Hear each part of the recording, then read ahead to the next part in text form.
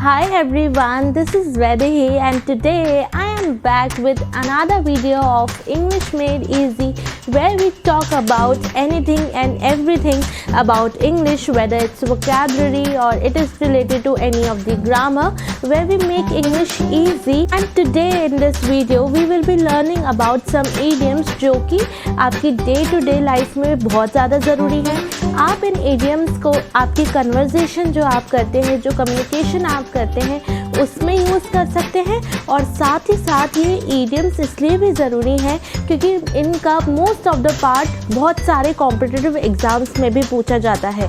I have already done 2 videos of English idioms जो आप channel पर चेकआउट कर सकते हैं। And today let's start with our part 3। आज के वीडियो का जो हमारा फर्स्ट इंग्लिश idiom है वो है एट 6s and 7s, जिसका मतलब होता है कोई भी एक कठिन परिस्थिति या फिर सिंपली जो इसका मतलब होता है वो होता है अस्त व्यस्त होना या फिर in a state of total confusion और वेरी वेरी बैडली ऑर्गेनाइज। तो जब भी आपको कोई चीज़ अगर ऑर्गेनाइज नहीं है, कोई चीज़ बहुत अस्त व्यस्त है, बिखरी पड़ी हुई है, तो उसके लिए आप at 6s and 7s idioms का यूज़ कर सकते हैं। आइए इसको सेंटेंस के थ्रू हम समझते हैं कि हम इसको कैसे यूज़ कर सकते हैं। We have been at 6s and 7s in the office this week, या फिर the books were lying at 6s and 7s in his room।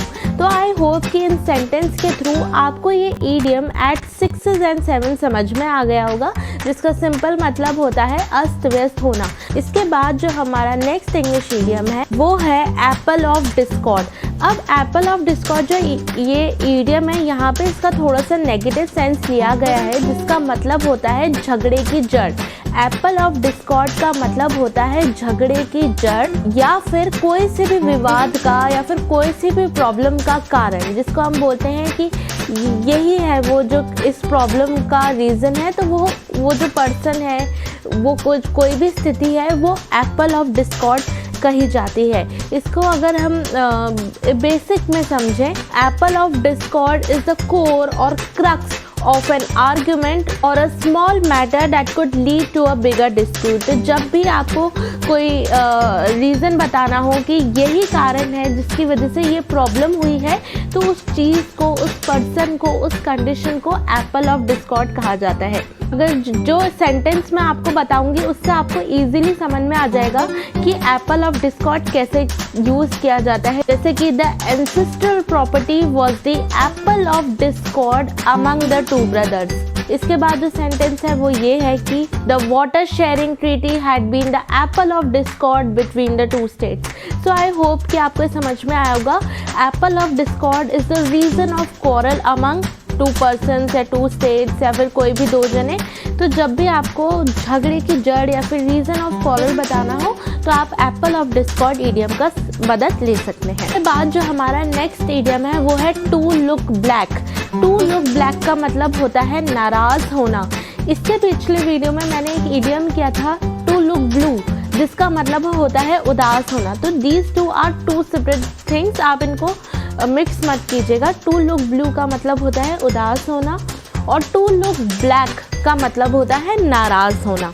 और it is an expression on your face that is full of anger. For example, he is looking very black today, या फिर he gave me a black look today, या फिर the boss gave a black look the employee of his company. तो I hope कि to look black idiom, जिसका simple मतलब होता है नाराज़ होना, ये आपको इजीली समझ में आया होगा।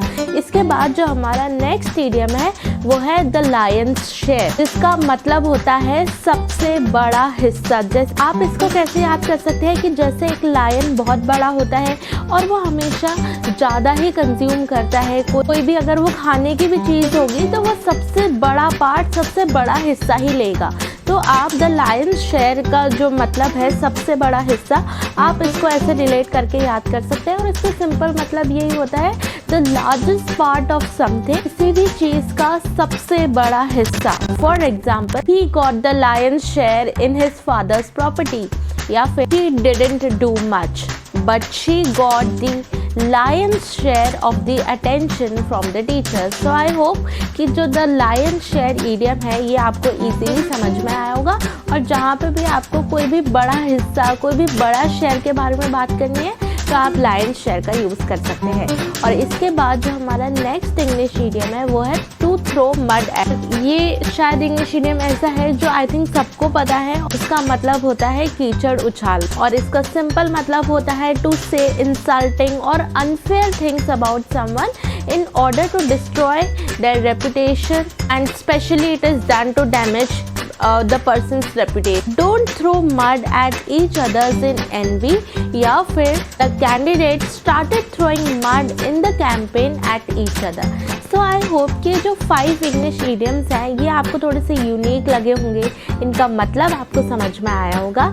And if you like the video then please hit the like button, do share, do comment, do subscribe, and also please make sure to check the other videos that are there on English Made Easy. I have made a recent playlist which you can watch, and I will meet you very soon. Till then, bye and do take care.